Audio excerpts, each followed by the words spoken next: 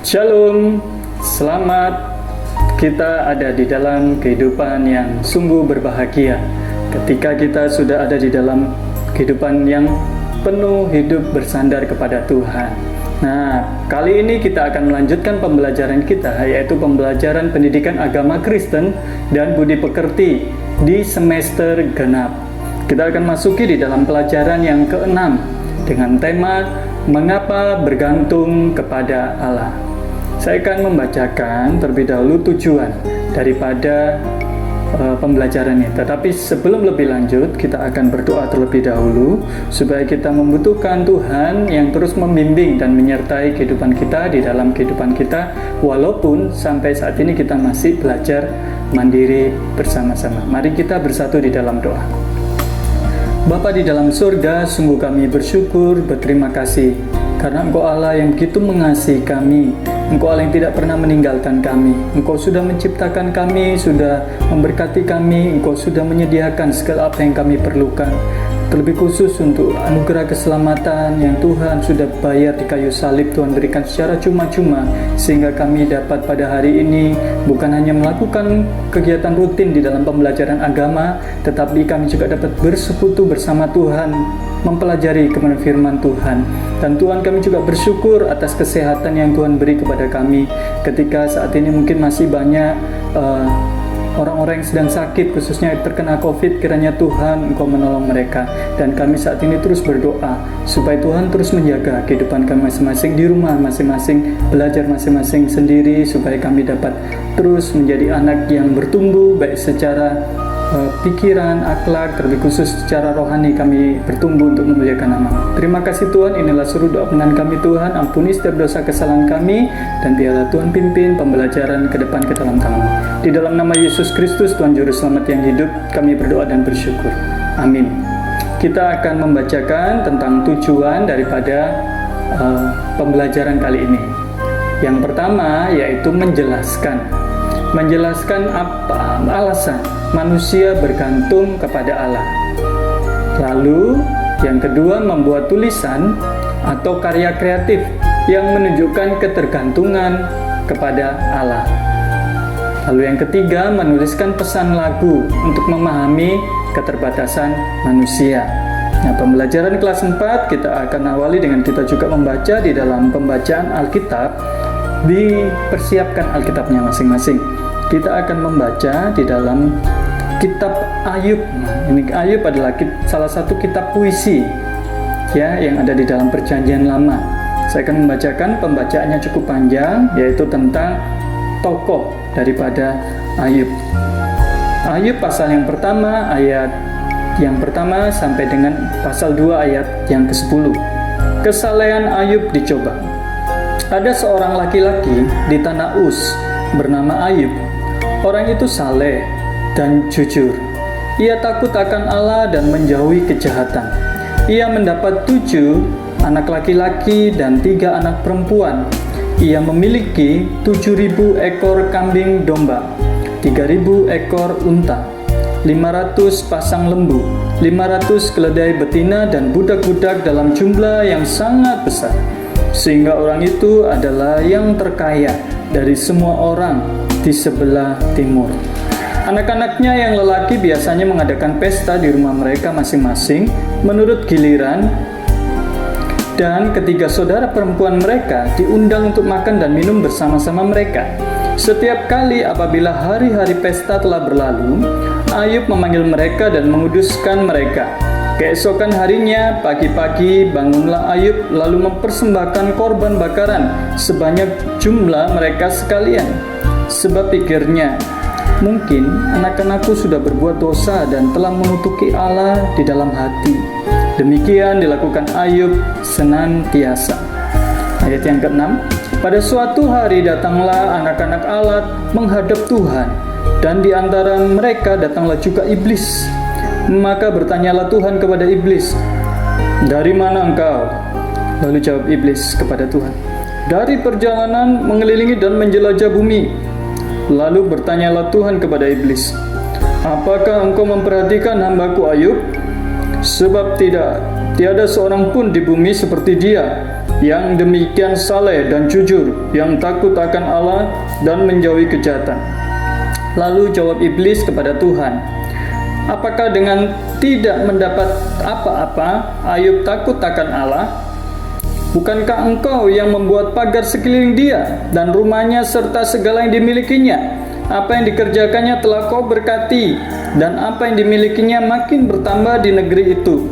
Tetapi ulurkanlah tanganmu dan jamahlah segala yang dipunyainya. Ia pasti mengutuki engkau di hadapanmu. Maka firman Tuhan kepada iblis, nah, segala yang dipunyainya ada dalam kuasamu. Hanya janganlah engkau mengulurkan tanganmu terhadap dirinya. Kemudian pergilah iblis dari hadapan Tuhan. Ayat yang ke-13, pada suatu hari ketika anak-anak yang lelaki dan yang perempuan makan-makan dan minum anggur di rumah saudara mereka yang sulung, datanglah seorang pesuruh kepada Ayub dan berkata, sedang lembu sapi membajak dan keledai-keledai betina makan rumput di sebelahnya, datanglah orang-orang Sheba menyerang dan merampasnya serta memukul penjaganya dengan mata pedang. Hanya aku sendiri yang luput sehingga dapat memberitahukan hal itu kepada Tuhan. Sementara orang itu berbicara, datanglah orang lain dan berkata, api telah menyambar dari langit dan membakar serta memakan habis kambing, domba, dan penjaga-penjaga. Hanya aku sendiri yang luput sehingga dapat memberitahukan hal itu kepada Tuhan. Sementara orang itu berbicara, datanglah orang lain dan berkata, orang-orang Kasdi membentuk 3 pasukan, lalu menyerbu unta-unta dan merampasnya, serta memukul penjaganya dengan mata pedang. Hanya aku sendiri yang luput, sehingga dapat memberitahukan hal itu kepada Tuhan. Sementara orang itu berbicara, datanglah orang lain dan berkata, anak-anak Tuhan yang lelaki dan yang perempuan sedang makan-makan dan minum anggur di rumah saudara mereka yang sulung. Maka tiba-tiba angin ribut bertiup dari seberang pada gurun. Rumah itu dilandanya pada 4 penjurunya dan roboh menimpa orang-orang muda itu, sehingga mereka mati. Hanya aku sendiri yang luput sehingga dapat memberitahukan hal itu kepada Tuhan. Maka berdirilah Ayub, lalu mengoyakkan jubahnya, mencukur kepalanya sambil sujudlah ia dan menyembah. Katanya, dengan telanjang aku keluar dari kandungan ibuku, dengan telanjang juga aku akan kembali ke dalamnya. Tuhan yang memberi, Tuhan yang mengambil, terpujilah nama Tuhan. Dalam kesemuanya itu, Ayub tidak berbuat dosa dan tidak menuduh Allah berbuat yang kurang patut. Sampai di sini saja pembacaannya. Nanti bisa dilanjutkan dengan anak-anak di rumah membaca Ayub pasal yang kedua ayat 1 sampai 10 ya. Tidak banyak ini. Kalau mau lagi baca keseluruhan kitab Ayub ini ya. Tokoh Ayub ini sangat bagus ketika kita bisa belajar bagaimana hidup yang bergantung kepada Allah. Nah, bagaimana kabarnya di rumah ya? Sudah lewati semester ganjil, sekarang masuk semester genap. Puji nama Tuhan karena kita masih diberikan kesehatan, kemampuan belajar, dan segala sesuatu berkat yang Tuhan sudah beri. Pelajaran ini kalau di dalam buku ini kita lakukan secara santai ya. Kalau saya tidak bisa duduk, kalau anak-anak di rumah bisa duduk santai silakan ya. Tapi jangan sambil makan, jangan sambil main game, kan saya tidak tahu. Tetap fokus di dalam kita belajar. Nah, saya sebagai guru di sini, Pak Dwi Indarto, itu akan memandu dengan memintamu memejamkan mata sambil membayangkan. Coba kalian pejamkan mata ya. Bayangkan pemberian Tuhan yang indah dalam hidupmu. Coba saya beri waktu beberapa menit ya. Coba pikirkan, bayangkan pemberian yang indah yang Tuhan berikan kepadamu ya di dalam hidupmu. Nah, misalkan ayah dan ibu yang selalu merawat dan menyayangimu, saudara-saudaramu yang juga menyayangimu, guru-guru dan teman yang ada di sekitarmu walaupun sekarang masih belajar secara mandiri, belajar virtual ya, itu menyayangimu juga. Lalu apa lagi? Bayangkan ciptaan Tuhan, nah yang luar biasa. Ada matahari yang bersinar dengan cerah, bulan menerangi di waktu malam, bintang yang berkilauan di langit, tumbuh-tumbuhan beraneka jenis, bunga-bunga yang indah di padang, pohon-pohon yang rindang untuk berteduh, gunung yang menjulang tinggi dan burung berkicau yang merdu. Nah, banyak ya. Bayangkanlah itu semua. Kamu diberi ciptaan Tuhan. Ya. Ada yang punya anjing tidak di rumah? Atau peliharaan yang lain? Ada. Nah, ini ada ya. Misalkan kalian punya anjing. Anjing itu lucu, pintar. Kalau Bapak tidak punya ya. Anjing itu lucu. Setahu Bapak ini ya, anjing itu sangat pintar. Lalu anjing itu sangat kamu sayangi. Dia menjadi teman bermainmu setiap hari. Kamu sangat senang bercanda dengannya. Tidak jarang kamu memeluk dan membelai bulunya yang bersih dan halus. Ketika kamu belajar, ia dengan setia menunggu dan menemanimu. Iya, benar tidak itu yang punya anjing di rumah ini? Pasti ya. Dia selalu menyambutmu dengan girang sambil menggoyang-goyangkan ekornya. Namun, setiap hari dia akan menyambutmu dengan setia. Itu anjingnya. Suatu kali, anjing ini sepulang sekolah ya, misalkan kamu ingat ya, kamu tidak mendapatinya. Dia setelahnya tidak seperti biasanya muncul ketika kamu pulang dari sekolah atau pulang dari pergi bersama dengan keluarga atau orang tuamu. Ketika kamu mencarinya di dalam rumah, ia pun tidak ada. Di halaman sekitar rumah, tidak ada. Ya, ibumu memberitahu bahwa anjing kesayanganmu itu tertabrak mobil dan tidak bisa ditolong lagi. Anjing kesayanganmu itu tergeletak, tidak bernyawa lagi. Nah, teman bermainmu itu sudah mati.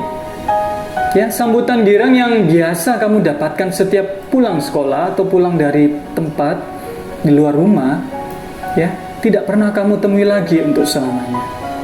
Nah, coba kamu pikirkan, kamu renungkan, ya.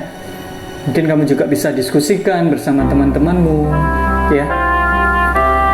Bagaimana perasaanmu ketika mengetahui anjing kesayanganmu sudah tidak bernyawa lagi? Bagaimana?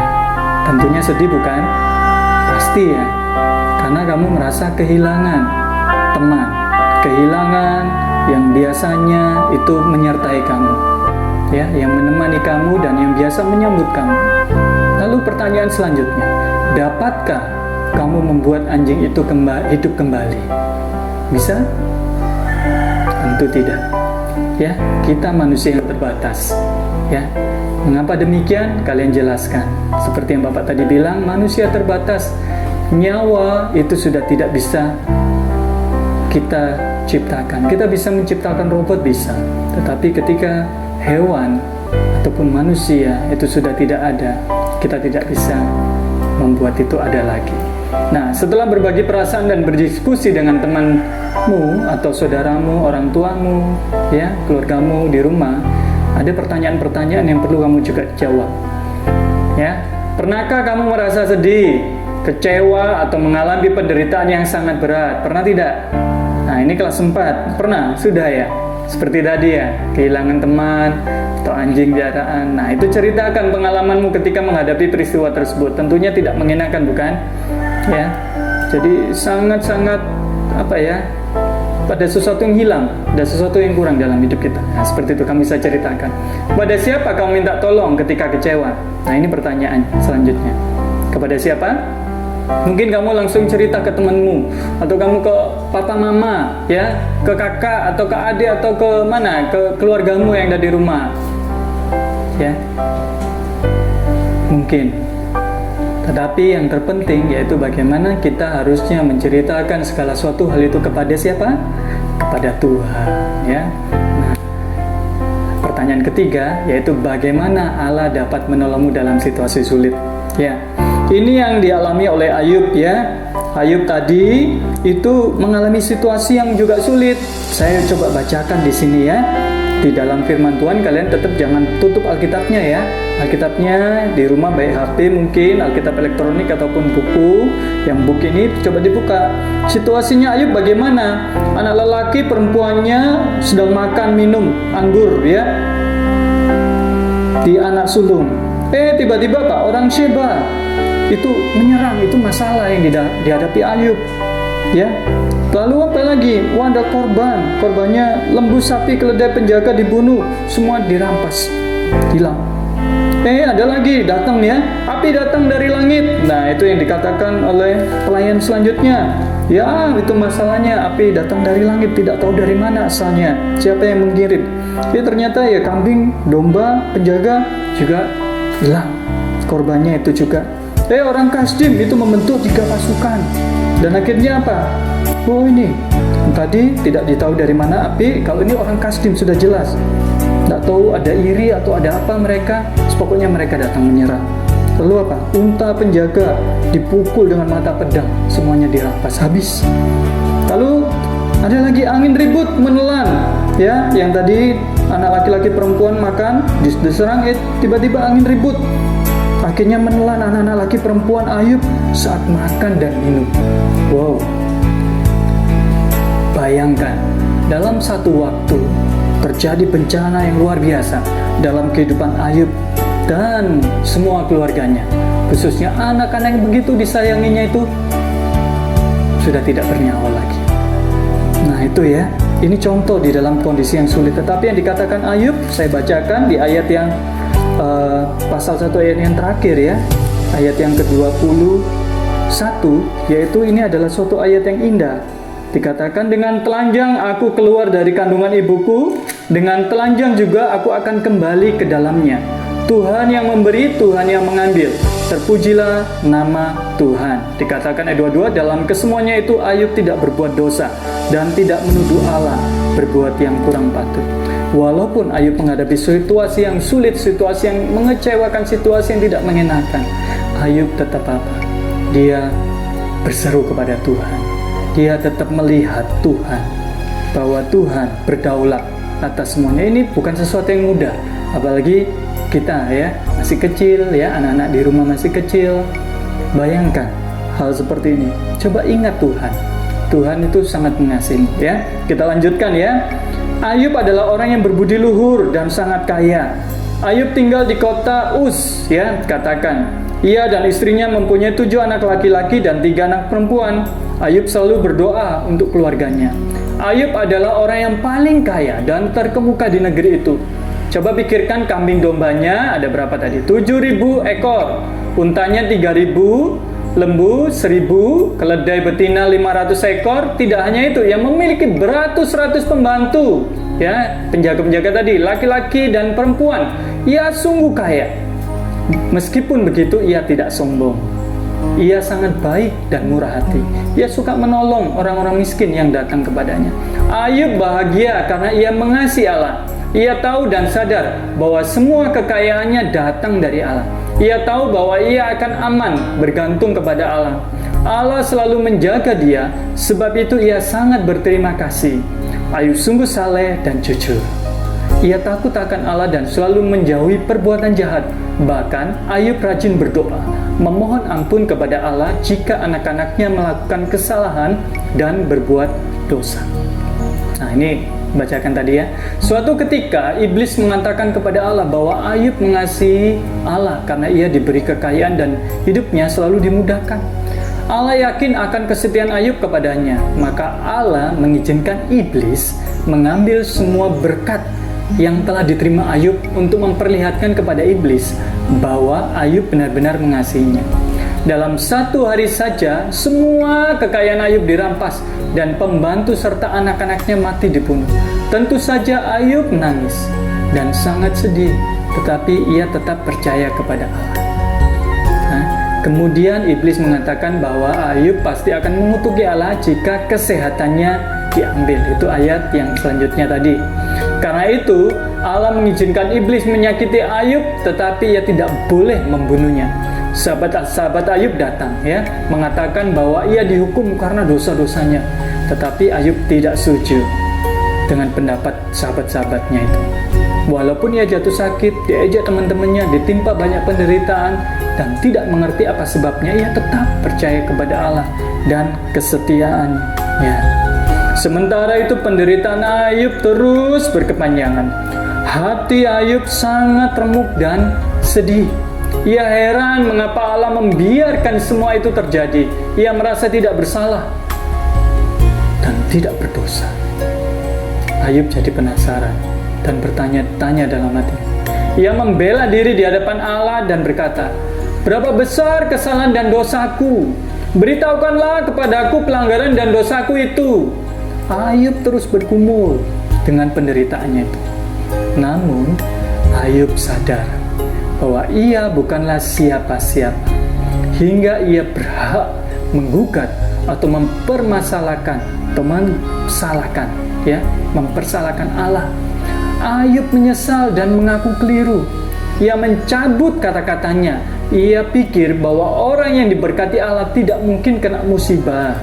Walaupun Ayub sempat marah dan menyalahkan Allah, ia tetap dekat dengan Allah. Ia tidak meninggalkan Allah karena penderitaan yang dialami. Ia merasakan kasih yang besar dalam hatinya karena Allah ada di sampingnya. Ayub berlutut, Ayub berdoa dan meminta supaya hatinya dihibur. Ayub sangat tertekan dan menderita, namun ia tetap berserah kepada Allah. Ayub berseru dan memuji Tuhan. Allah katanya, Tuhan yang memberi, Tuhan Allah yang mengambil. Terpujilah nama Tuhan. Ayat yang tadi Bapak bacakan ulang. Ayub tahu bahwa apa yang diberi oleh Allah semuanya adalah milik Allah. Ia hanyalah manusia biasa dan penuh keterbatasan yang tidak dapat berbuat apa-apa tanpa Tuhan Allah. Ayub sungguh yakin Allah itu maha besar dan dapat melakukan segala hal. Oleh karena itu, Ayub hanya berserah dan bergantung kepada Tuhan Allah sambil berdoa menundukkan kepalanya di hadapan Tuhan Allah. Ya, setelah itu Ayub diberkati oleh Allah dan Allah membuat Ayub menjadi orang kaya lagi. Ia membuat Ayub lebih kaya dari sebelumnya. Ternaknya dikatakan di sini 2 kali lebih banyak daripada yang dulu. Hartanya berlipat ganda.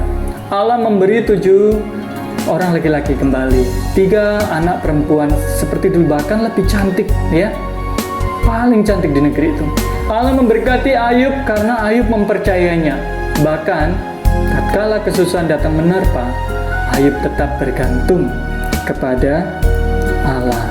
Nah, ini secara singkat ya di dalam kisah tentang Ayub yang di dalam kitab ini ada 42 pasal. Nah, ayo rajin baca Alkitab tidak? Walaupun belajar di rumah, tetap rajin baca Alkitab ya. Semester 2 coba mulai dengan baca kitab Ayub. Nah, nanti setelah itu kita bisa mengamati dengan jeli nih. Ya, dibaca lagi ya, lalu mengerjakan ini tentang tabel ya. Lengkapilah daftar jumlah anak dan harta kepunyaan Ayub sebelum dan sesudah penderitaan yang dialaminya. Nah, ini ada revisi ya, mungkin di bukumu yang ada dicetak yang sudah kalian punya ya, itu mungkin yang sudah punya itu buku Kementerian Pendidikan Agama Kristen dan Budi Pekerti, kolomnya cuma jumlahnya itu 1 saja. Direvisi di sini itu ada 2 ya, karena pertanyaannya sebelum dan sesudah. Kita coba bahas nomor ya, ABC sampai F, lalu anak atau harta Ayub, lalu jumlahnya. Kita lihat ya, itu bisa dibaca di pasal 1 sama pasal yang ke-42 untuk membandingkannya. Coba dilihat Alkitabnya juga. Yang pertama, A, anak perempuan, jumlahnya berapa? Ayo. Sama ya, 3 ya. Lalu di pasal 42 yaitu sesudah Ayub dipulihkan ini, itu juga anaknya 3 ditulisin nama. Namanya siapa? Nanti itu jelas kalian bisa lihat. Ini siapa saja. Lalu anak laki-laki ada berapa? Ada 7, sama 7 ya. Diberkati dengan 7 anak lagi. Lalu apa? Kambing domba. Nah, kambing domba di sini itu ada 500 ekor ya. 500 ekor kambing domba. Lalu yang dipulihkan itu 14.000 ekor. Wow, luar biasa ya. Banyak sekali. Tuhan berkati Ayub ini. Lalu unta itu 3.000 ekor juga ya, 3.000 ekor. Lalu diberkati menjadi 6.000 ekor. Bapak kelewatan bacanya ya. 6.000 ekor, 2 kali lipat seperti yang tadi dikatakan. Ada yang memang 2 kali lipat, ada yang lebih ya. Istilahnya kita bukan hanya melihat tentang jumlahnya, tetapi Tuhan pasti akan memberkati daripada kehidupan yang sudah dipulihkan oleh Tuhan ini. Lembu, tadi unta sudah, sekarang lembu. Lembu ya, sapi itu ya ada awalnya 500 pasang, ya 500 pasang di pasal pertama itu, lalu pasal 42 itu ada 1000 pasang, ya. Jadi berdua ini ya, ada betina, ada jantan. Nah, keledai itu ada 500 ekor betina dan dipulihkan di pasal 42 ada 1000 ekor betina. Nah, ini ya, kita melihat Tuhan itu bukan Tuhan yang berhutang. Tuhan itu menepati janjinya. Tuhan itu memulihkan. Walaupun mungkin tidak sedrastis seperti Ayub, maksudnya perubahannya seluar biasanya ini. Tetapi ketika kita melihat bahwa Tuhan itu memberkati, Dia Allah yang setia, ya, kita tidak usah membanding-bandingkan, maka kita akan memiliki ucapan syukur dan tetap punya keyakinan yang teguh. Tuhan itu setia, ya. Ini lanjutkan pertanyaannya ya. Dengan teman-temanmu bisa kalian diskusikan apa saja penderitaan yang dialami oleh Ayub. Ya, itu tadi yang sudah dibacakan, yang yang kalian mungkin bisa tulis kolomnya, situasi yang dialami Ayub, apa penderitaannya, ya, diserang ini, diserang itu di pasal pertama. Lalu bagaimana sikap Ayub ketika menghadapi penderitaan itu? Ya, dia memang awalnya memang bisa apa? Bisa bersyukur. Tetapi ketika teman-temannya datang, sahabat-sahabatnya, ya, ke sahabatnya datang, akhirnya dia juga ragu dan dia protes kepada Tuhan. Lalu dia sadar kembali bahwa dia sebenarnya tidak berhak protes kepada Tuhan. Baru dia akhirnya Tuhan pulihkan. Bagaimana perasaanmu jika menghadapi peristiwa seperti Ayub? Wah, ini ya berat ya. Bapak sendiri kalau mengalami peristiwa seperti Ayub, wah, bisa stres ya. Bisa masuk rumah sakit menur kalau di sini ya, di Surabaya, rumah sakit jiwa. Mungkin bisa seperti itu. Tetapi sungguh ini berkat daripada Tuhan, yaitu apa? Kita dikuatkan oleh Tuhan. Tuhan itu menolong kita, sehingga iman kita dikuatkan, kerohanian kita dikuatkan, dan akhirnya kita bisa melewati masalah atau persoalan hidup yang mungkin itu akan memberatkan diri kita, ya. Lalu ini ya, D, kita akan lanjut, alasan manusia bergantung kepada Tuhan, ya, kepada Allah. Tahukah kamu mengapa manusia harus bergantung kepada Allah di dalam hidupnya? Nah, sejak awal ketika anak-anak ini belajar di kelas 4, kami itu sudah mendengar ya, bahwa Allah itu Maha Kuasa. Itu tema yang dulu ya. Hanya Allah yang menciptakan manusia dan segala isi dunia. Hanya Allah yang berkuasa atas seluruh ciptaannya. Allah itu apa? Dikatakan, Allah sajalah penolong yang setia, ya. Manusia adalah makhluk yang sungguh terbatas, dan karena keterbatasannya itu, manusia harus bergantung kepada Allah dan patuh kepadanya saja. Ya, kisah Ayub menjadi contoh bagi kita bagaimana hidup taat kepada Allah.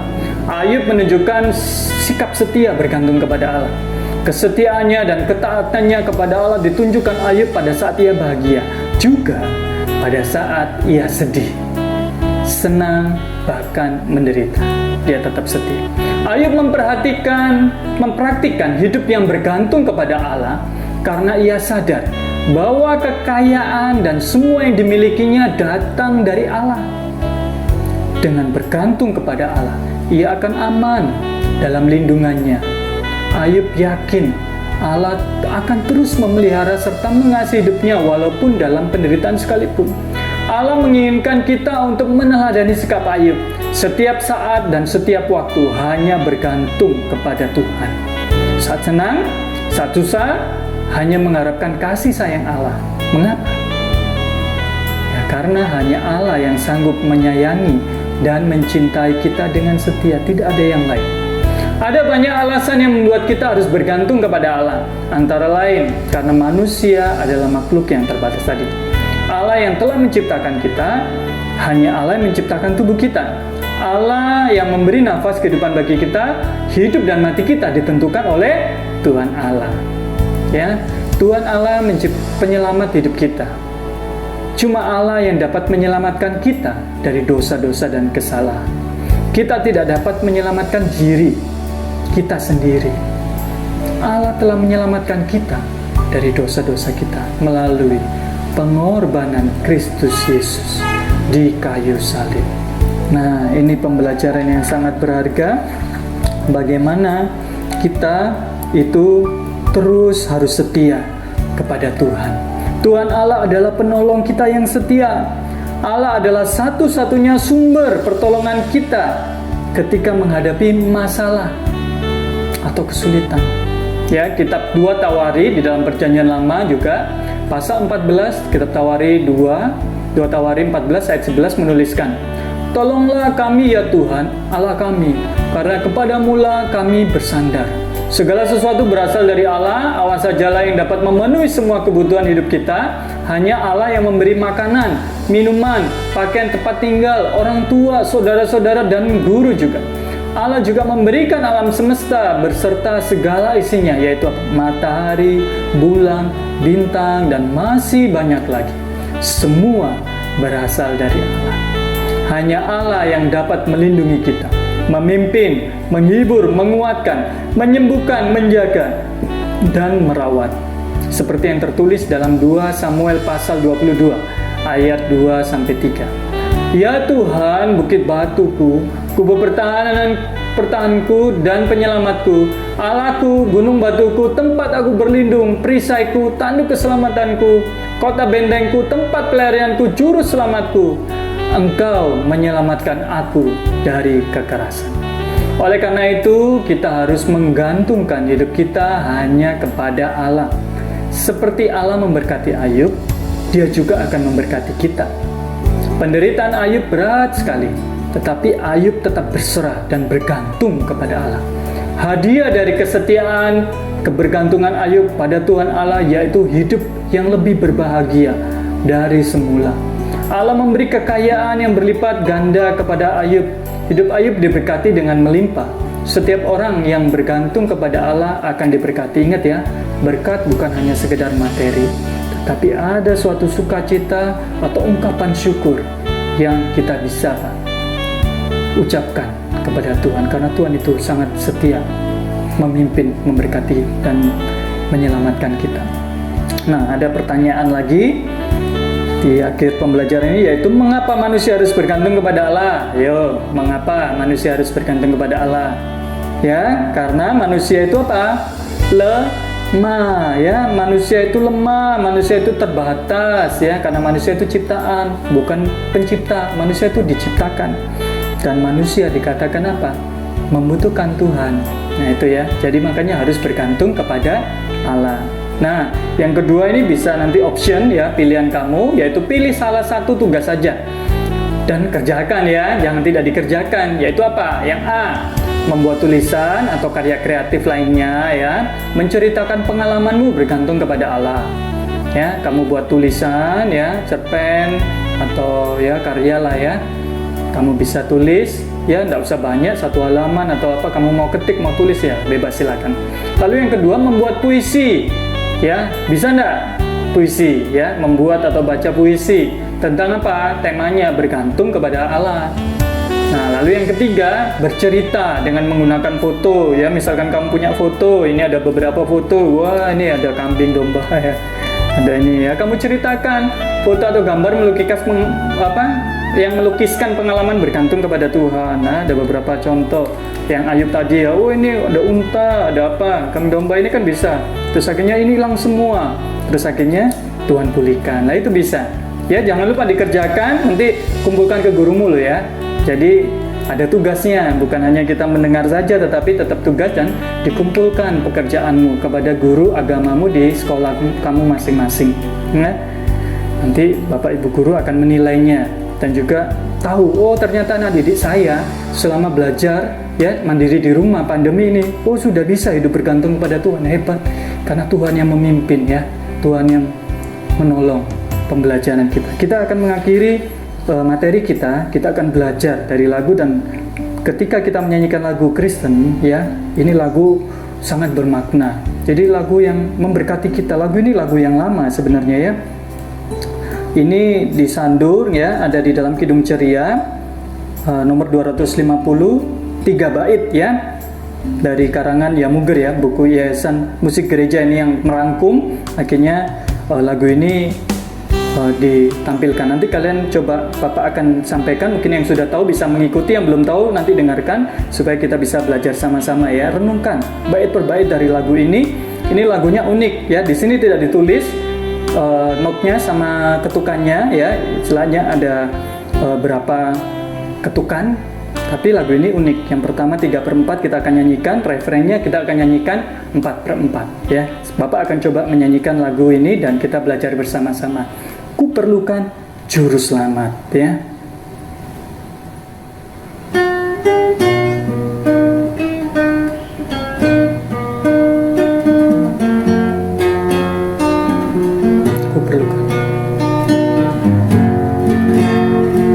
Kuperlukan juru selamat agar jangan ku sesat. Selalu harus ku rasakan bahwa Tuhanku dekat, maka jiwaku tenang, takkan takut dan enggan bila Tuhanku membimbing. Ku di malam pun tentram.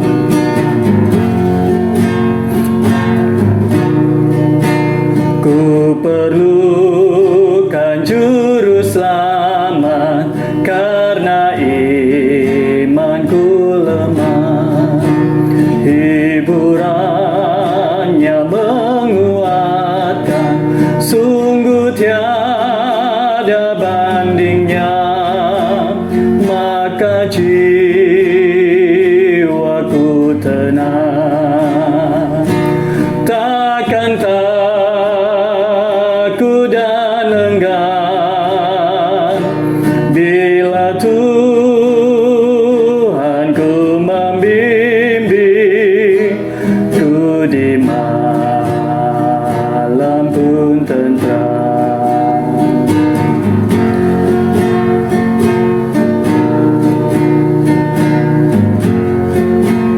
Ku perlukan juru selamat dalam langkah juangku, siang malam suka duka, dengan Tuhanku tempuh, maka jiwaku tenang, takkan takut dan enggan bila Tuhanku membimbing. Ku di malam pun tentram. Ya, syair yang sangat bagus ya. Pujian ini ada 3 bait. Kuperlukan juru selamat supaya apa? Kita tidak sesat. Kuperlukan juru selamat karena apa? Kita ini orang lemah, iman kita juga bisa lemah. Kuperlukan juru selamat karena apa? Karena aku butuh Tuhan. Saya tidak tahu masa depan saya. Saya tidak tahu ke depannya seperti apa dunia ini, bahkan hidup kita. Ya. Oleh karena itu apa? Kita harus dekat dengan Tuhan. Adik-adik atau anak-anak atau teman-teman, Bapak Ibu semuanya, jangan jauh daripada Tuhan. Tuhan itu sudah menyelamatkan hidupmu. Tuhan sudah memberikan hidup yang kekal kepada kita. Juru selamat itu sudah ada, sudah digenapi. Dan Dia sudah berjanji bahwa Dia akan kembali untuk menjemput kita ketika Dia datang kedua kali. Maka dikatakan apa? Dikatakan jiwa kita, itu jiwa soul, my soul, jiwa kita akan tenang. Ya, kita tidak akan takut. Ya, mungkin kita memang takut dan gentar dengan wabah COVID mungkin saat ini. Tapi jangan kita terfokus dengan hal itu, karena itu juga sementara. Yang tidak sementara ada, yang kekal, yaitu Tuhan. Oleh karena itu jangan takut dan enggan. Bila Tuhan membimbing, ketika malam kita istirahat, ketika ada penderitaan, ketika ada rasa-rasa yang tidak enak, maka kita tetap ada damai sejahtera, ada ketentraman batin. Ya, itu yang bisa menguatkan kita. Biarlah pujian kita, ini pesan lagu untuk kalian, bisa kalian tulis ya, sesuai dengan makna yang kalian dapat. Bapak tadi coba merangkumkan dengan pesan lagu itu maksudnya seperti apa? Itu menurut Bapak. Oke, rangkuman saya akan bacakan. Hidup kita ini sungguh terbatas. Allah lah yang menciptakan dan memberi nafas kehidupan bagi kita. Allah lah satu-satunya penyelamat kita. Hanya Allah satu-satunya sumber pertolongan kita, yang terus bekerja, memulihkan, memimpin, mengasihi, menyediakan segala kebutuhan, ya, menjaga, melindungi, merawat, menyembuhkan. Bahkan Allah yang melengkapi kehidupan kita dengan alam ciptaan sekitarnya.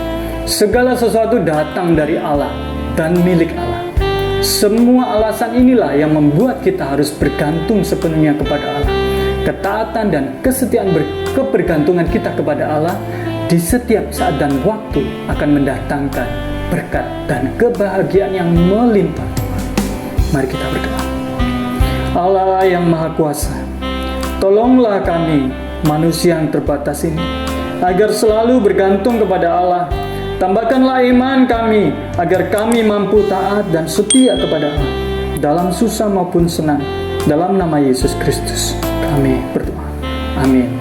Nah, kita sudah selesai. Sampai berjumpa kembali di dalam pembelajaran berikutnya, ya. Tuhan Yesus memberkati. Tetap semangat dan giat selalu belajar.